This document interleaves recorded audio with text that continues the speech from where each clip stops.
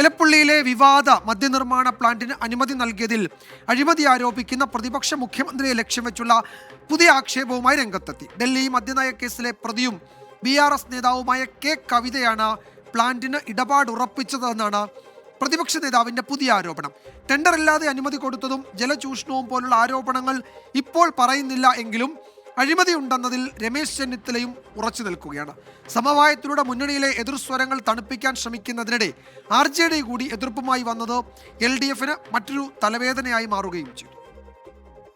ഈ മാസം 8-ന് ചേർന്ന മന്ത്രിസഭാ യോഗമാണ് പാലക്കാട് എലപ്പുള്ളിയിൽ വൻകിട മദ്യനിർമ്മാണ സ്ഥലം സ്ഥാപിക്കാൻ അനുമതി നൽകിയത്. അന്നു മുതൽ ഇങ്ങോട്ട് പ്രതിപക്ഷം ഈ ഇടപാടിൽ അഴിമതി ആരോപിക്കുകയാണ്.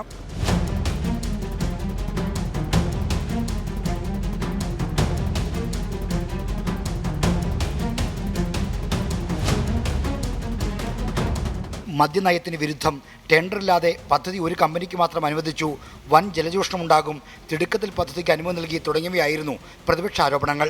നിയമസഭയിൽ എഴുതി നൽകി ഉന്നയിച്ച അഴിമതി ആരോപണത്തിലും ഈ പറഞ്ഞതല്ലാതെ ആര് അഴിമതി നടത്തി, ആര് പണം വാങ്ങി എന്നൊന്നും കൃത്യമായി പറയാൻ പ്രതിപക്ഷത്തിനായില്ല. ഉന്നയിച്ച ആക്ഷേപങ്ങൾക്ക് എക്സൈസ് മന്ത്രി MP രാജേഷ് ഇന്നലെ വിശദമായ മറുപടി നൽകിയിരുന്നു. എന്നാൽ അഴിമതി ആരോപണത്തിൽ പ്രതിപക്ഷം ഉറച്ചു നിൽക്കുകയാണ്. ഇത്തവണ ഒരു മാറ്റമുണ്ട്. ആരോപണം ലക്ഷ്യം വെക്കുന്നത് മുഖ്യമന്ത്രിയെ നേരിട്ടാണ്. തെലങ്കാനയുടെ മുൻ മുഖ്യമന്ത്രി ചന്ദ്രശേഖർ റാവുവിന്റെ മകൾ കവിത MP അവരും പ്രതിയാ. അവർ കേരളത്തിൽ വന്നിട്ടുണ്ടല്ലോ. ഈ ഒയാസിസ് മദ്യ കമ്പനിക്ക് വേണ്ടിയിട്ടാണ് അവർ കേരളത്തിൽ വന്നതും കേരളത്തിലെ ആളുകളുമായിട്ടും സംസാരിച്ചത്, ഗവൺമെന്റുമായിട്ട് സംസാരിച്ചത്. നിയമസഭയിൽ അഴിമതി ആരോപണം ഉന്നയിച്ചപ്പോൾ മിണ്ടിയില്ലെങ്കിലും അത് കഴിഞ്ഞുള്ള വാർത്താ സമ്മേളനത്തിൽ രമേശ് ചെന്നിത്തല ഉന്നയിച്ച ആക്ഷേപമാണ് VD സതീശൻ കുറച്ചുകൂടി വിശദമായി പറഞ്ഞത്.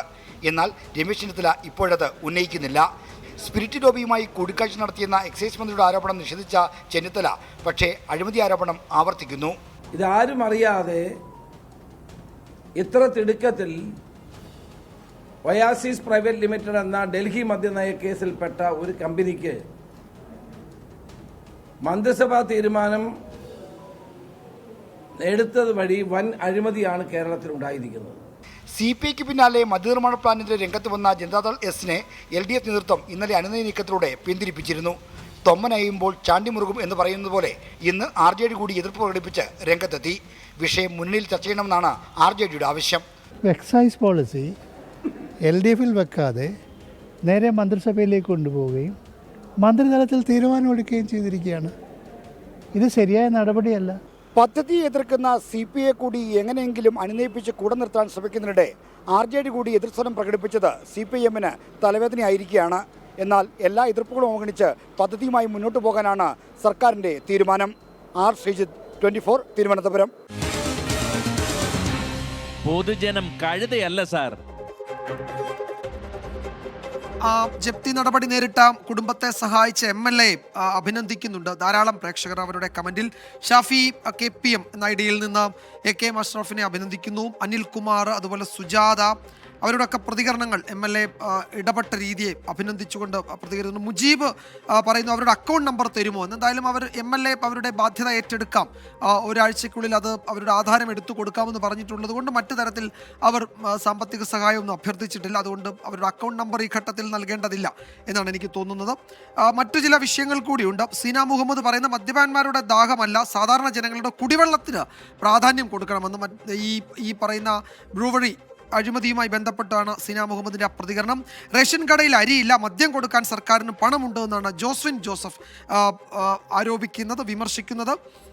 മഞ്ചേശ്വരം MLA താങ്കൾക്ക് അഭിനന്ദനങ്ങൾ എന്ന് ദിലീപ് PC പറയുന്നു. അങ്ങനെ ധാരാളം ആളുകൾ മഞ്ചേശ്വരം MLA അഭിനന്ദിച്ചുകൊണ്ട് AK അഷ്റഫിനെ അഭിനന്ദിച്ചുകൊണ്ട് രംഗത്ത് വന്നിട്ടുണ്ട്. പ്രതികരണങ്ങളൊക്കെ നമ്മൾ MLAക്ക് തന്നെ, നല്ല വാക്കുകളൊക്കെ MLAക്ക് കൈമാറുകയും ചെയ്യുന്നു. രവികുമാർ PB പറയുന്നത് UDFും LDFും തമ്മിലുള്ള ഒത്തുകളിയാണ് മദ്യനിർമ്മാണ കമ്പനി, എല്ലാവർക്കും ഇതിൽ കമ്മീഷനാണ് പ്രധാനം എന്ന ഒരു രാഷ്ട്രീയ വിമർശനം പൊതുവായി അദ്ദേഹം ഉയർത്തുന്നുണ്ട്. MLAക്ക് ബിഗ് സല്യൂട്ട് എന്ന് പറയുന്നു വിവേക് ബിനു. എല്ലാവരും ഇതിൽ ഈ വിഷയത്തിൽ അവരുടെ പ്രതികരണങ്ങൾ നൽകുന്നുണ്ട്. റേഷൻ കടകളിൽ അരിയില്ല, സമരം തീർന്നിട്ടും അരിയില്ല, അവശ്യ വസ്തുക്കൾ കിട്ടാനില്ല എന്ന പ്രതികരണങ്ങൾ പലരും നൽകുന്നുണ്ട്. അപ്പോൾ ഈ വിവരം നമ്മൾ ഭക്ഷ്യമന്ത്രിയുടെ ശ്രദ്ധയിലേക്ക് കൊണ്ടുവരികയാണ്.